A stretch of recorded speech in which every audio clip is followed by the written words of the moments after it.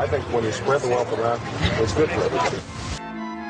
And that any health care funding plan that is just, equitable, civilized, and humane must redistribute wealth from the richer among us to the poorer and the less fortunate. Excellent health care is by definition redistributional. Are you then calling for the redistribution of wealth in society? Absolutely, without any hesitation.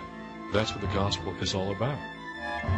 And then the third lesson and tip actually come from two of my favorite political philosophers, Mao Zedong and Mother Teresa, not often coupled with each other,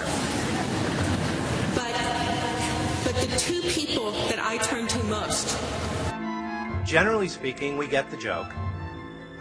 We know that the free market is nonsense. We know that the whole point is to game the system, to beat the market, or at least find someone who'll pay you a lot of money because they're convinced that there is a free lunch. We know this is largely about power, that it's an adults-only, no-limit game. We kind of agree with Mao that political power comes largely from the barrel of a gun.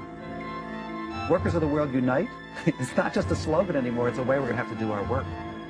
I think the debate for the new generations, instead of capitalism or socialism, is we're going to have both, and then which proportion of each should we have in order to make this all work? It's a much more sensible debate.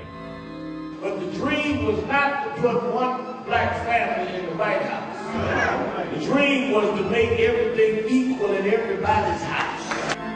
If what you mean by economic equality is floors for everybody and ceilings for everybody, well, floors, absolutely. Ceilings, probably. You have the consumption tax. Certainly a consumption ceiling, great. Because we have been guided by a Republican administration who believes in this simplistic notion that people who have wealth are entitled to keep it, and they have an antipathy towards the means of redistributing wealth. You state up front that your starting point is, quote, no-nonsense Marxism, unquote.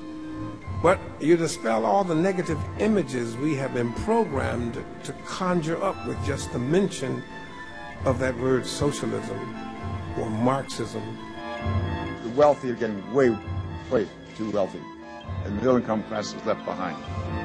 When it gets out of whack, as it did in the 20s and it has now, you need to do some redistribution. This is a form of redistribution. Definitely. If you redistribute too much, then the system doesn't work because you take the incentive out of it.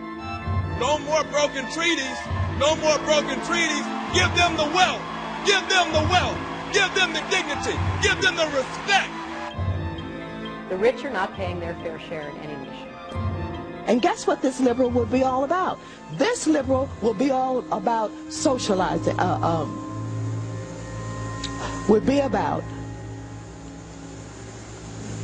basically taking over and the government running all of your companies.